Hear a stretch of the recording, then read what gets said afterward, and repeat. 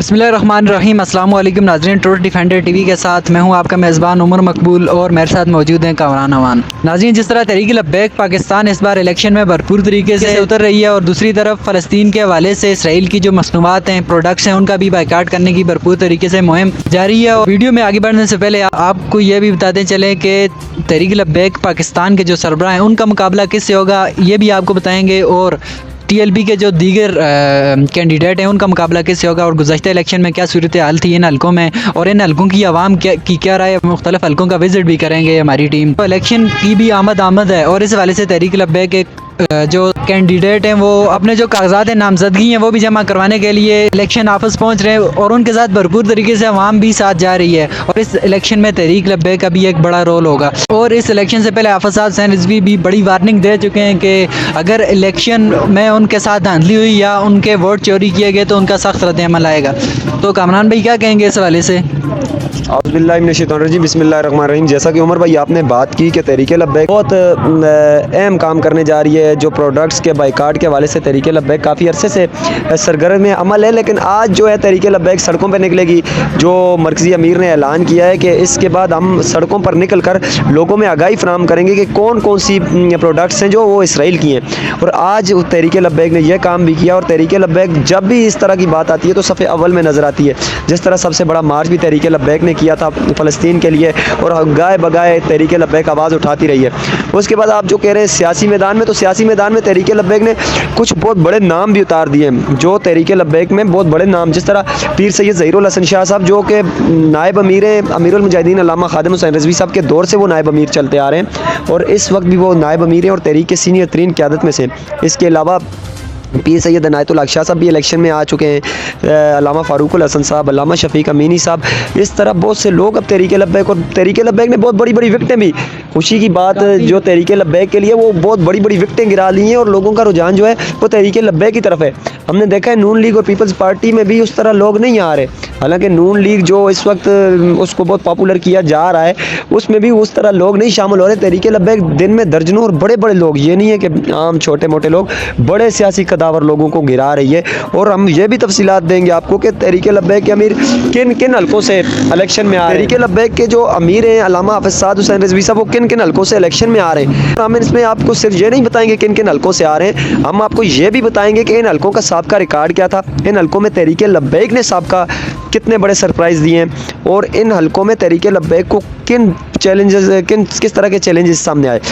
सबसे पहले हम कराची के हल्का NA 233 की बात करेंगे। यहाँ पर तहरीक लब्बैक पाकिस्तान इलेक्शन के बहुत करीब गई थी और बहुत सारे मीडिया नुमाइंदों के नज़दीक भी तहरीक लब्बैक ये इलेक्शन विन कर चुकी थी। लेकिन किसी वजह की कोई वजह थी जिस वजह से तहरीक लब्बैक को या ये निज़ाम नहीं चाहता आगे लाना या जो भी मामलात थे, तहरीक लब्बैक का कैंडिडेट वहाँ पर शहजादा शहबाज काशिफ कादरी जो थे वो आज से गालिबन 1 साल पहले 60 वोटों से हारते हैं कराची में। और कराची की ऐसी कोई नशिस्त नहीं है जहाँ पर तहरीक लब्बैक 1 to 1 मुकाबला नहीं कर रही। तहरीक लब्बैक की अमीर और तहरीक लब्बैक कराची में अपने पंजे गाड़ने जा रही है। तहरीक लब्बैक के मरकज़ी अमीर अल्लामा हाफिज़ हुसैन रिजवी साहब तहरीक लब्बैक की प्लेटफार्म से NA 233 कराची से भी इलेक्शन में आ रहे हैं। उसके बाद दूसरा जो हल्का है वो बावल नगर का हल्का है। और उमर भाई, बावल नगर का वो हल्का है जिसमें तहरीक लब्बैक ने गुज़िश्ता जो मुख्तलिफ नशस्तों पर इलेक्शन हुए थे तो बावल नगर में तहरीक लब्बैक ने बहुत बड़ा वोट बैंक उठाकर दूसरी पोजीशन हासिल की थी। जो 20 या 25 नशस्तों पर इलेक्शन हुए थे PTI के लोगों की नशस्तें छोड़ने के बाद में PTI के लोग भी लड़े, लेकिन वहाँ पर दूसरे नंबर पर बावल नगर में भी तहरीक लब्बैक थी। और तीसरा हल्का तो अटक का हल्का है जिसमें 2018 के इलेक्शन में तहरीक लब्बैक को चंद हज़ार वोटों से हराया गया था। और तहरीक लब्बैक के कैंडिडेट वहाँ पर जो मलक अमानत अली रावल थे वो अब सूबाई नशस्त पर लड़ रहे हैं। और मलक अमानत अली रावल ने कौमी असम्बली का पूरे पाकिस्तान में सबसे ज़्यादा 73,000 वोट लिया है। तो ये 3 वो नशस्तें हैं जिन पर तहरीक लब्बैक पहले ही एक चैलेंज थी और तहरीक लब्बैक के अब अमीर हाफिज़ हुसैन रिजवी खुद उतर रहे हैं। तो ये बहुत बड़ा चैलेंज होगा बाकी जमातों के लिए और ये नज़र आ रहा है कि ये तीनों नशस्तें हुसैन रिजवी जीत जाएंगे। अच्छा, ये आपने बात की, आइंदा हम अपनी वीडियोस में उन के साहब का जो इलेक्शन में गुज़श्ता इलेक्शन जो था उसमें तहरीक का जो कैंडिडेट था उसने कितने वोट हासिल किए थे या फिर उनके मद्द मुकाबल कौन था। यहाँ हम आपको ये भी बताएंगे कि इस बार हफ़ाज़ात हुसैन रिजवी उन हल्कों में कौन मद्द मुकाबल है, PTI की तरफ से, नून लीग या फिर जो दीगर जमातें हैं। तहरीक लब्बैक के जो कैंडिडेट हैं इस बार मरकज़ी शूरा के जो अरकान हैं सभी तकरीबन उतर हैं और आवाम को चाहिए कि पूरा साल रोने धोने के बजाय इंसाफ के लिए अदालतों में और महंगाई के ख़िलाफ़ रोने धोने के बजाय इन उम्मीदवारान को जिताएं ताकि कुछ बेहतरी हो सके पाकिस्तान की। और उमर भाई एक और बात भी जहन में आ गई कि तहरीक लब्बैक ने जो गुज़िश्ता रोज़ बलोचों पर जुल्म हुआ है उसके लिए बलोचों की जो बलोच लोग गिरफ़्तार थे उनकी बेल भी करवाई है, उनकी ज़मानतें करवा कर उनको रिहा भी कर रही है और उसके लिए सबसे तवाना आवाज़ भी साद हुसैन रिजवी साहब की है। तो हर एक मजलूम के साथ साद हुसैन रिजवी साहब खड़े हैं और तहरीक लब्बैक खड़ी है। अब ये चूँकि इस वक्त सियासी जो मंजर नामा है इस पर आप देख सकते हैं कि साद रिजवी सबसे मकबूल तरीन लीडर की हैसियत से सामने आ चुके हैं।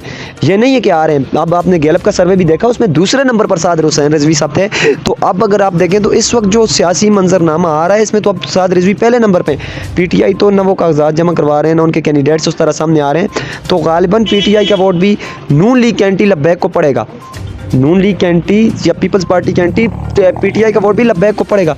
और पहले भी लब्बैक अपने काफ़ी जो है मामलात में बहुत आगे तक चली गई है। लब्बैक ने पहले भी जो है तो वोट लिया है और हैरान कर वोट लिया है। और इस वक्त जो आपने नाम लिया था डॉक्टर शफीक अमीनी का, तो डॉक्टर शफीक अमीनी का आप 18 का इलेक्शन देखें, जीत रहे थे, वो लीड पे जा रहे थे।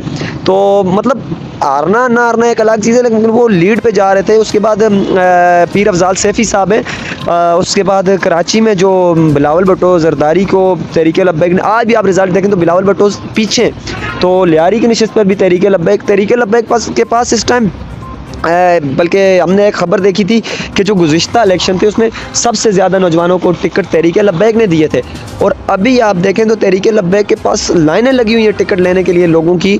और बहुत सारी ऐसी बड़ी जमातें जो अब आ रही हैं जिनके जलसे करवाए जा रहे हैं, सब कुछ किया जा रहा है। उन जमातों के पास बहुत से हल्कों में, ये भी मैं आपको ख़बर दे रहा हूँ कि बहुत से हल्कों में उनके पास टिकट लेने के लिए लोग नहीं हैं और ये अब इत्तेहाद कर रहे हैं उनके साथ जिन पे इन्होंने ऑपरेशन किया। MQM की बात हम करेंगे जी उमर भाई। MQM पे नून लीग ने एक बहुत बड़ा ऑपरेशन किया था और MQM के कारकुनान को भी ये बात देखनी चाहिए कि MQM की क़यादत जाके उनके साथ मिल रही है और नून लीग को ये देखना चाहिए जिनको वो दहशतगर्द कह रहे थे या जिस तरह भी कह रहे थे आज वो उनके साथ मिल रहे हैं। तो ये मुल्क के लिए, ये मफाद, मुल्क के मफाद के लिए नहीं चल रहे, अपने मफाद के लिए चल रहे हैं। वाहिद जमात यहाँ पर तहरीक लब्बैक नज़र आ रही है जो अपने नज़रिए पर अकेली खड़ी है और बहुत ताकत से खड़ी है। तो इस वीडियो से इतना ही। इस हवाले से अपनी राय भी इलेक्शन के हवाले से या फिर जो फ़लस्तीन का मामला उस हवाले से कमेंट सेक्शन में अपनी राय का इज़हार ज़रूर कीजिएगा। मज़ीद तफसीलात के लिए हाज़िर होंगे, तब तक के लिए हमें दीजिए इजाज़त। अल्लाह हाफ़िज़।